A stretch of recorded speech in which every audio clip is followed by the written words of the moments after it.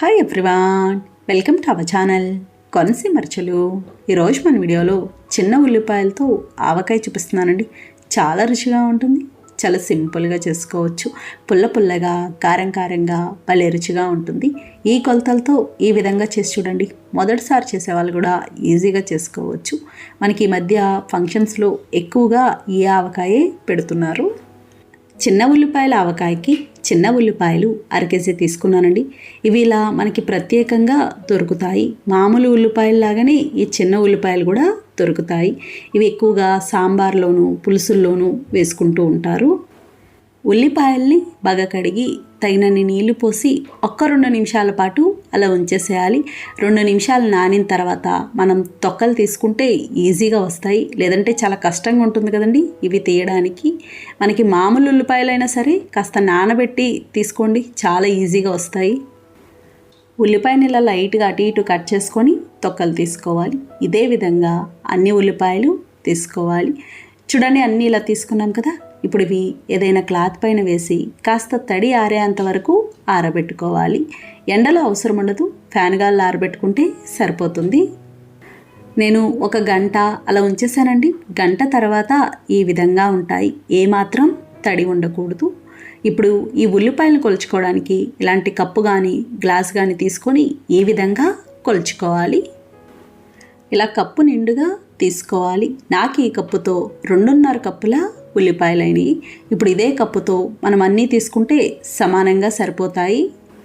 ఆవపిండి కోసం చిన్న మిక్సీ జారులో ఆవాలు వేసి మెత్తగా మిక్సీ పట్టుకోవాలి. ఇవి పచ్చి ఆవాలే, వేయించాల్సిన అవసరం ఉండదు. చూడండి, ఇలా మిక్సీ పట్టుకున్నాం కదా, ఈ విధంగా ఉండాలి. ఇలా మెత్తగా ఉంటే సరిపోతుంది. ఆవపిండి తయారైంది. స్టవ్ ఆన్ చేసి పాన్ పెట్టి ఉల్లిపాయలు వేయించుకోవడానికి సరిపడా నూనె వేసుకోవాలి. ఇది వేరుశనగ నూనె. నూనె వేడయ్యాక ఉల్లిపాయలు వేసి మీడియం ఫ్లేమ్లో పచ్చివాసన పోయే వరకు వేయించుకోవాలి. ఉల్లిపాయలు చాలా లైట్గా వేయించుకోవాలి. ఎక్కువ వేయించుకుంటే మెత్తబడిపోయినట్టు అయిపోతాయి. 1-2 నిమిషాలు అలా వేయించుకుంటే సరిపోతుంది. చూడండి, ఇలా లైట్గా వేగినాయి కదా, ఈ విధంగా ఉండాలి. ఇలా వేగితే సరిపోతుంది. ఇప్పుడు స్టవ్ ఆఫ్ చేసుకోవాలి. బాగా చల్లారాలి. ఏమాత్రం వేడి ఉండకూడదు. వేడి మీద ఊరగాయ కలిపితే చేదుగా ఉన్నట్టు ఉంటుంది. చూడండి, ఇలా బాగా చల్లారినాయి కదా. ఇప్పుడు ఊరగాయ కలుపుకుందాం. నేను 3 మ్యాంగో కారం తీసుకున్నానండి. మీకు నచ్చినది ఊరగాయ కారం ఏదైనా తీసుకోవచ్చు. కూర కారం వేయకూడదు.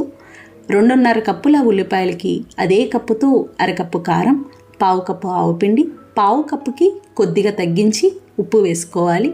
1/2 స్పూన్ మెంతులు, 1/2 స్పూన్ పసుపు, కచాబచాగా దంచిన వెల్లుల్లి రేఖలు, మీడియం సైజు వెల్లుల్లిపాయ 1 తీసుకున్నాను. ఇలా ఇవన్నీ వేసి బాగా కలుపుకోవాలి. మనకి ఇంచుమించుగా కాలీఫ్లవర్, దోసకాయ, దొండకాయ ఎలా పెడతామో ఇది కూడా అలానే ఉంటుంది. చూడండి, ఇలా బాగా కలుపుకున్నాం కదా. ఇప్పుడు ఇందులో 2.5 కప్పుల ఉల్లిపాయలకి అదే కప్పుతో 1/4 కప్పు వేరుశనగ నూనె వేసుకోవాలి. వేరుశనగ నూనె అయితే బాగుంటుంది. అలాగే పులుపుకు సరిపడినంత నిమ్మరసం చూసి వేసుకోవాలండి. మరీ పుల్లగా ఉన్నా కూడా అంత బాగుండదు. నేను 3 నిమ్మకాయల రసం వేసుకున్నాను. ఇలా ఇవన్నీ వేసి బాగా కలుపుకోవాలి. ఇలా బాగా కలుపుకొని గరిటెతో ఈ విధంగా నొక్కి పెట్టేసి పైన మూత పెట్టి 1 రోజు ఊరనివ్వాలి. 1 రోజు ఊరితే సరిపోతుంది. వెంటనే తిన్నా మనకి చిరిచేదుగా ఉండి రుచి అస్సలు తెలియదు. అలాగే మనకి ఫంక్షన్స్లో వాళ్ళు నిమ్మ ఉప్పు వేస్తారండి, నిమ్మరసం వేయరు. నిమ్మ ఉప్పు వేస్తే ఎక్కువ రోజులు నిల్వ ఉంటుందని. కానీ నిమ్మ ఉప్పు ఆరోగ్యానికి అంత మంచిది కాదు. చూడండి, 1 రోజు ఊరిన తర్వాత ఈ విధంగా ఉంటుంది. నూనె ఇలా పైకి తేలినట్టు ఉంటుంది. ఇప్పుడు ఇది కలుపుకోవాలి. ఇలా బాగా కలుపుకున్నాక రుచి చూసి ఉప్పు తగ్గినా, పులుపు తగ్గినా, నూనె తగ్గినా వేసుకోవచ్చు. ఇది ఎక్కువ రోజులు నిల్వ ఉండదండి. ఉల్లిపాయ కదా, త్వరగా పాడవుతుంది. 4-5 రోజుల వరకు బయట ఉంటుంది.